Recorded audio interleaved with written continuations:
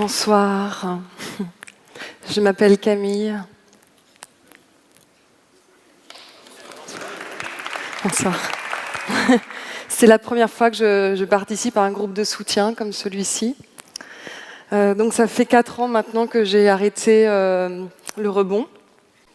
J'ai encore des rechutes, donc je ne fais pas la maline.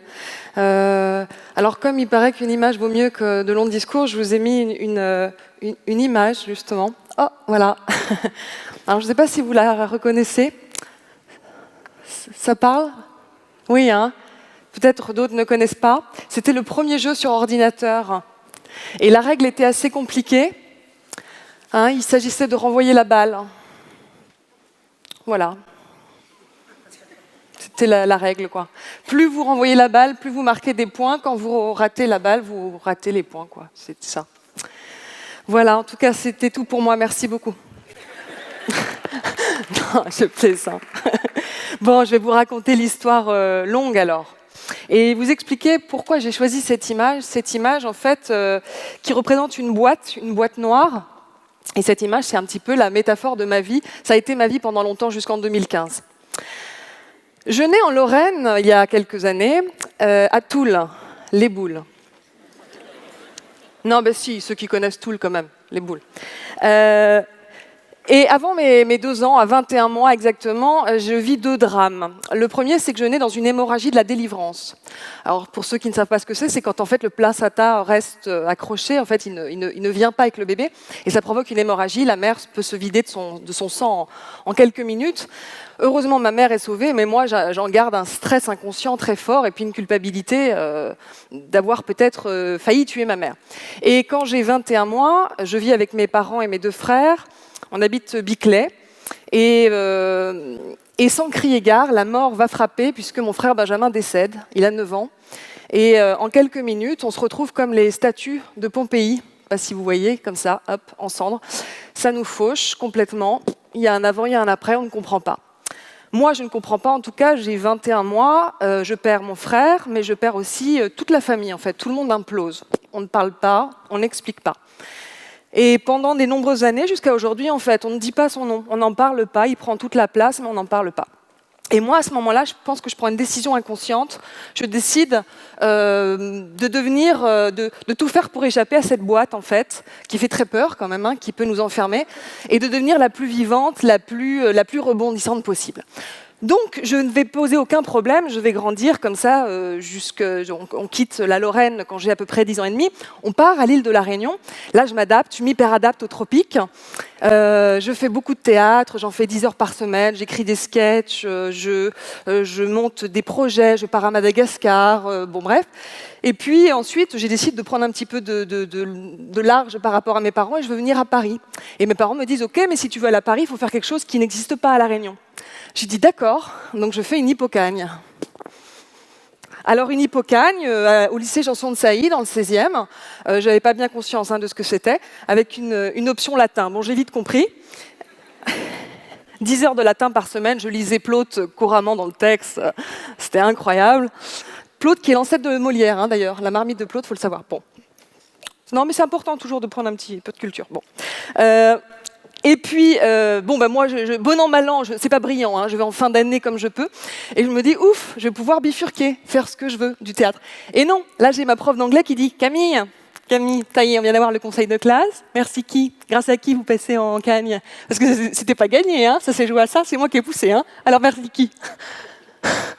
What the fuck ? Donc je fais la cagne.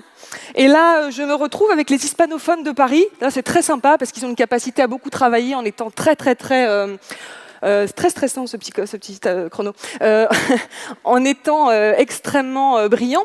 Donc il y a beaucoup de tapas, beaucoup de paella, oui c'est très cliché mais je vous assure que c'était vrai. Et bien sûr à la fin de l'année je n'ai pas le concours. Voilà. Alors Camille, vous n'avez pas eu le concours entonces Camila, no podida, voilà, tout à fait. Oui, j'ai fait bien Nelson Montfort. Si, on reconnaît quand même. Donc j'arrive en licence d'anglais à Nanterre, voilà. toujours le rebond, je rebondis à l'Université de Paris-Nanterre, entre le RER et mon amphi d'anglais. J'ai déjà 10 tracts, j'ai signé 4 pétitions, j'ai adhéré à 8 syndicats, la grande époque de Paris-Nanterre. Et puis là, je me pose pas trop de questions en fait, j'ai pas analysé réellement jusque-là ce qui s'est passé, on est en 97, et à nouveau, la mort va frapper. Je suis en couple avec mon compagnon et il a une sœur unique qui est en train de mourir d'une leucémie. On a 20 ans et ça fait plusieurs années qu'elle se bat contre cette maladie. Depuis ses 13 ans, rechute, rémission, rechute, rémission. Stéphane, mon ami, lui a donné sa moelle osseuse. Il a fait une greffe de moelle, mais ça n'a pas suffi. Donc sa mère nous appelle, novembre 97, pour nous dire « dans 3 semaines, c'est fini ». Alors là, mon corps fait « oh là là !» C'est-à-dire que, voilà, Lucie, c'était pour vous. Relevage. Et donc... non, c'est rien, c'est pour moi. Et donc, oui, mon corps donc me lâche. Et j'ai ce rebond intérieur d'aller voir une psychothérapeute pour lui dire « je crois que j'ai envie de mourir ». Parce que rien n'a de sens, en fait. Hein, je ne comprends pas l'idée. Quel est le projet ? Et en 3 mois, elle m'aide à résoudre mon envie de mourir. Elle me remet sur les rails. Et je commence à faire le travail, à comprendre que cette mort d'enfant, parce qu'elle est toute petite, elle a 20 ans, elle est toute petite, me ramène à la mort non résolue de mon frère. Et je commence à travailler sur la famille. Alors je travaille pendant 22 ans jusqu'à aujourd'hui. Psychogénéalogie, Gestalt, psychanalyse pendant 7 ans, marathon de thérapie, rebirth, je passe dans des matelas, respiration automatique, pour oxygéner toutes les parties du corps, bien sûr, hein, on n'y pense pas assez. Dépollution de la mémoire cellulaire, lavage du côlon, Reiki, enfin bref. Non mais vraiment, ouais, you name it, I've got it, je l'ai fait. Puis après, je me forme en tant qu'art thérapeute et coach. Et donc, en parallèle de cette thérapie, je continue, je reprends mon mouvement de survie, comme je sais bien faire. Et puis, j'arrive en maîtrise d'anglais. Bon, là, je fais un mémoire sur les femmes hollywoodiennes dans les films américains sur la guerre du Vietnam. Pourquoi pas, j'ai envie de vous dire. Hein, bon. Et puis, en parallèle, je fais plein de petits boulots pour gagner ma vie.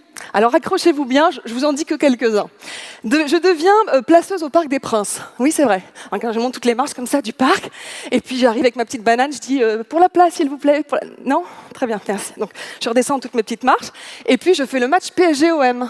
Voilà. Et tout en haut comme ça du parc, je vois comme ça les fumées rouges. On va vous crever si c'est Paris. Un cauchemar. Un cauchemar. Je deviens surveillante de salle au musée du Louvre. Chut. Chut. Don't touch. Ne touchez pas. Hein? Yes, the Joconde is on the right. Voilà. Je deviens animatrice à toutes sortes de fêtes pour enfants. Les arbres de Noël, les coupes de cheveux, les bar mitzvah dans la joie. Tu reçois la Torah. Je suis animatrice... Merci. J'ai un petit castelet comme ça, j'ai des marionnettes, j'ai mon petit combo avec moi, ça fait... Je le branche, je me mets où dans le salon? Très bien. Statue musicale. This is the rhythm of the night. Yeah, bougez. Voilà. Je suis également animatrice de centre de loisirs, formatrice BAFA, directrice de centre de loisirs. S'il vous plaît, Jean-Louis, Nathalie. Ouais, il est 4h du matin, on est debout depuis 6h. On va faire une réunion d'1 heure, après on va pouvoir vraiment bien se reposer une 20 bonnes minutes. Hein. Donc, on est là. Voilà. Je découvre, alors je vous en passe, hein, je découvre la formation en 2004 dans l'entreprise. Donc je suis formatrice en prise de parole, ancrage, articulation, gestuelle, etc. Je suis prof de plaidoirie à l'école du barreau. Non, votre honneur, non. Effet de manche. Mon client Gérard. Michel. Je vous jure que j'ai vécu ça. Un avocat commis d'office qui arrivait comme ça avec tous les dossiers. Comment vous appelez Michel. Oh putain, incroyable. Bref. Et puis en parallèle, je deviens quand même comédienne. Hein, c'était quand même ma formation. Alors là, je monte 3 spectacles seuls en scène, j'écris 2 bouquins et je participe à des pièces comme Un drôle de père avec Michel Leb, Philippe Huchon au théâtre Montparnasse. Après Le Tombeur, j'étais Fabienne. Alors j'avais un petit accent du Nord, Rayange, Gaudran, je ne sais pas bien. J'étais un petit peu la taulière, quoi. Je notais les entrées, les sorties de toutes les femmes. Il y avait un ballet de maîtresses, c'était improbable. Voilà, ensuite, je joue dans Adopte un veuf. Je suis la coloc australienne en libertine. Je vais tout partager. Je ne comprends pas pourquoi il y a les limites de la peau. C'est vrai, pourquoi, tu vois, c'est la théorie des cordes, en fait. Ça, c'est les électrons, c'est la vibration. Voilà. Je suis aussi Olga Jacobsen dans la gare du Royal Palace. Ja. J'avais appris une phrase en allemand. Ich bin sehr müde. Voilà. Bref. Je vous en passe aussi, et j'arrive en 2015. Et là, 2015, on en a parlé tout à l'heure, il y a une année difficile à Paris. On vient de tourner, il y a une comédienne qui a un petit rôle, elle a pas beaucoup de... Elle a du temps, on va dire, pour être sur son téléphone. Elle nous dit, on est sur le quai de la gare, et elle nous dit, il y a une tuerie qui vient d'avoir lieu chez Charlie Hebdo. Comment? Quelle est l'idée? Les mots ne vont pas ensemble. Et donc, elle nous dit si. Et nous, on devait aller chez Michel Drucker pour enregistrer l'émission de Vivement Dimanche sur le canapé rouge. Et on arrive, et Michel Drucker avait perdu beaucoup de ses amis ce jour-là. Donc, il était livide, personne ne comprenait rien, on était abattus. Pardon, sans jeu de mots. Et dans l'année qui a suivi, il s'est passé également Bataclan, il s'est passé Hypercacher, il s'est passé Le Carillon, il s'est passé beaucoup de choses. Et moi, à ce moment-là, mon cœur a refait... Oh je ne le referai pas. Mais je pourrais, sans problème. C'est juste un choix. C'est complètement... voilà.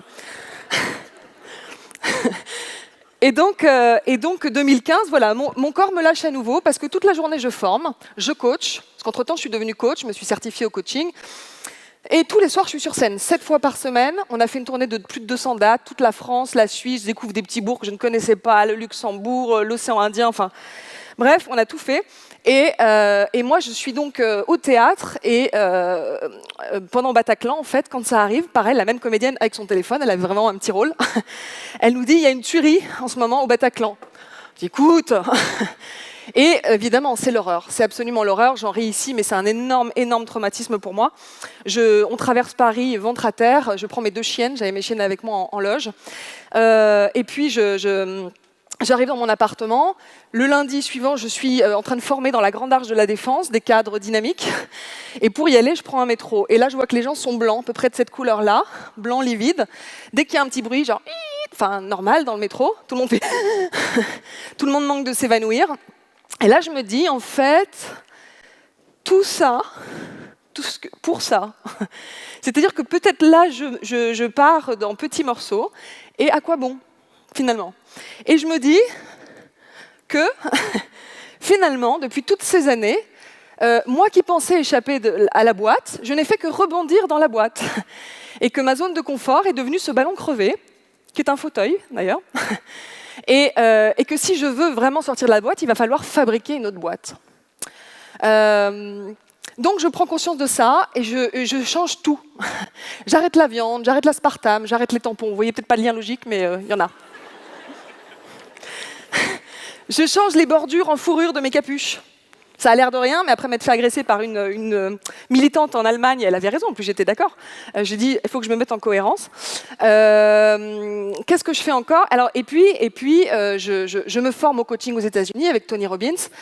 Et je me spécialise, en fait, pour les personnes qui veulent, comme moi, s'aligner, c'est-à-dire arrêter de se dire quel va être mon prochain rebond, mais plutôt de se poser cette question de qu'est-ce qui est bon pour moi?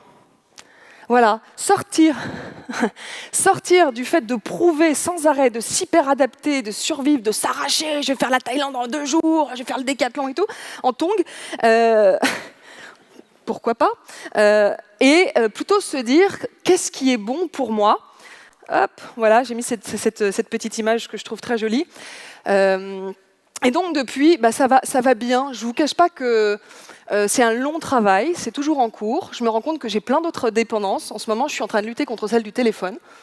C'est assez dingue de voir comment ça peut prendre beaucoup de temps, beaucoup d'énergie, beaucoup de stress. Mais J'espère que mon histoire vous a parlé et que vous avez pu vous identifier. Je pense qu'elle résonne.